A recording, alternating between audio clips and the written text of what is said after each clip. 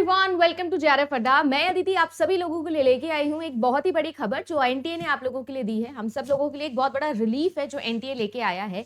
आपको अगर नहीं पता है इस न्यूज के बारे में तो आज आप लोगों को बताने वाली हूँ कि आप सभी लोगों का री एग्जामिनेशन होने वाला है। किन के लिए होने वाला है, कब होने वाला है, सारी इन्फॉर्मेशन आप लोगों को इस वीडियो में देने वाली हूँ। तो चैनल पे फॉर द फर्स्ट टाइम आए हो तो चैनल को कर लीजिए सब्सक्राइब। मैं अदिति आप लोगों के लिए पेपर 1 और पेपर 2 कंप्यूटर साइंस के साथ साथ आप लोगों के लिए पूरे के पूरे यूजीसी नेट एग्जामिनेशन की तैयारी लेके आती हूँ। जेआरएफ अड्डा एप्लीकेशन अगर आपने नहीं इंस्टॉल करी है तो अभी कर लीजिएगा। आप सभी लोगों के लिए जून 2024 का जो हमारा पेड कोर्स है वो स्टार्ट होने जा रहा है। नया सिलेबस है। अगर आप लोग ज्वाइन करना चाहते हो तो शुरू से एकदम बेसिक स्ट्रक्चर से आप लोगों के लिए क्लासेस होने वाली है, जिसमें आपको proper live doubt solving session तो मिलेगा ही मिलेगा, साथ ही साथ हर वीडियो के नीचे एक क्विज दूंगी। ठीक है, इस बार मुझे काफी अच्छा बच्चों से रिस्पॉन्स मिला कि मैम वो जो आपके इंपॉर्टेंट नोट्स के आप अंदर दिखाते हो, टॉपिक पे लिखवाते हो, वहां से काफी क्वेश्चंस बने। तो मैं काफी कॉन्फिडेंट हूँ कि अब जो ये क्विज वाली चीज मैं स्टार्ट करी हूँ, हर वीडियो के नीचे, हर टॉपिक के नीचे उससे रिलेटेड क्विज डालेंगे। तो आई होप कि उससे भी आपको बहुत बेनिफिट हो जाएगा। तैयारी अगर करना चाहते हो तो प्राइस आपके सामने है। ज्वाइन करना चाहते हो तो जितना जल्दी हो सके ज्वाइन कर लीजिएगा। 18 दिसंबर से हमारा सेशन स्टार्ट हो रहा है। कौन कौन से सब्जेक्ट्स अवेलेबल है वो भी आप लोगों के सामने मैंने क्लियरली मेंशन कर दिया है। तो पेपर 1 तो है ही, पेपर 1 के साथ साथ ये सारे पेपर 2 भी है जो आप लोगों को मिलने वाले हैं। बाइलिंगुअल लैंग्वेज के अंदर चलेंगे तो आपको प्रॉब्लम भी नहीं होगी। ठीक है जी, तो चलिए बात करते हैं आप सभी लोगों के लिए कि क्या बड़ा रिलीफ है जो एनटीए ने आपको दिया है। देखिए गाइस, हम सब लोग जानते हैं कि आपका 6 दिसंबर से यूजीसी नेट एग्जामिनेशन होना शुरू हुआ था और 6 दिसंबर के दिन ही बहुत ही बड़ा साइक्लोन था जो आपके southern part of our country के अंदर इफेक्ट हुआ। इस इफेक्ट की वजह से बहुत सारे ऐसे स्टूडेंट्स थे जो अपने सेंटर नहीं पहुंच पाए थे। जैसे स्पेशली अगर हम लोग बात करें तो चेन्नई और नेल्लोर को तो मेंशन भी किया है एनटीए ने, राइट। और इन्होंने बोला है कि जो जो कैंडिडेट यहाँ पर अपना एग्जाम नहीं दे पाए due to this natural calamity, तो आप सब के लिए री एग्जामिनेशन करवाने की बात कही जा रही है। यानी कि जो 6 दिसंबर को आपका एग्जाम हुआ था, 6 दिसंबर को जितने भी ऐसे बच्चे हैं जिनका एग्जामिनेशन था, ठीक है, जो जो सब्जेक्ट्स थे जिनका एग्जामिनेशन आपका होने वाला था, तो आई थिंक इंग्लिश का एक बहुत बड़ा एग्जाम था जो आपका होने वाला था। इसके अलावा भी मेरे पास पूरी लिस्ट है, वो लिस्ट भी मैं यहाँ पर लगा दूंगी आपके लिए, जिससे आपको आइडिया लग जाएगा कि कौन कौन सा जो एग्जाम है वो आप लोगों का होने वाला है। ठीक है ना, तो आपको आइडिया लग जाएगा। तो 6 दिसंबर को जितने भी पेपर हुए हैं, चाहे वो शिफ्ट 1 के हो चाहे वो आपके शिफ्ट 2 के हो, दोनों ही शिफ्ट्स के लिए 6 दिसंबर को हुआ पेपर दोबारा से होने वाला है। री एग्जामिनेशन की हम लोग बात कर रहे हैं यहाँ पर।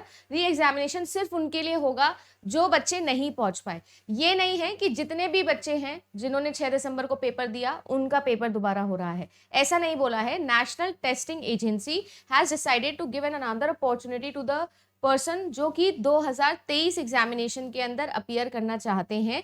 और इनका जो एग्जामिनेशन है वो सिर्फ और सिर्फ उन बच्चों के लिए हो रहा है जो सेंटर नहीं पहुंच पाए या जिनके लिए अपीयरेंस अभी तक नहीं आई थी।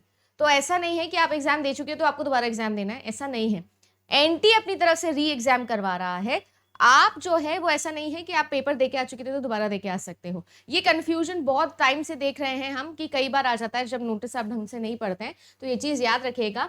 साथ ही साथ अगर मैं बता दूं आप सभी लोगों को, तो आप सभी लोगों के लिए ये एग्जामिनेशन होने वाला है 14 तारीख को, यानी जब एनटीए का लास्ट एग्जाम है हमारा, तो 14 तारीख को, 14 दिसंबर को आप लोगों का ये एग्जामिनेशन होने वाला है। और ये जो एग्जामिनेशन है, ये देखो साफ साफ इन्होंने लिखा है, only who could not appear in the examination, सिर्फ वही दोबारा दे सकता है, सब बच्चे नहीं देंगे। 6 दिसंबर को जिन बच्चों का एग्जाम हुआ है उनमें जो बच्चे अपने सेंटर पे नहीं पहुंच पाए इस कैलामिटी की वजह से, स्पेशली चेन्नई और आंध्र प्रदेश के लिए आया है, तो वहां के बच्चे दोबारा से जाके इस एग्जाम को देंगे क्योंकि एनटीए ये करवा रहा है। That is it. ठीक है जी, तो आई होप ये क्लियरली आपके सामने एक मैसेज पहुंच गया होगा। कंफ्यूजन नहीं क्रिएट करना है। आई होप कि बहुत अच्छे से आपको समझ में आया होगा। इसके अलावा आप सभी लोगों को मैं बता दूं कि 6 दिसंबर को जो जो आप लोगों के एग्जाम के अंदर पेपर में बने क्वेश्चंस, वहां से लेकर 14 दिसंबर तक, इवन 13 दिसंबर तक जो भी एनालिसिस हो रहा है उसको दोबारा देख के चल जाइएगा। आपको बहुत बड़ा बेनिफिट होने वाला है क्योंकि पेपर 1 में आपके बहुत सारी चीजें हैं जो रिपीटेड फॉर्म में पूछी जा रही है, तो आपको बहुत अच्छा बेनिफिट हो सकता है।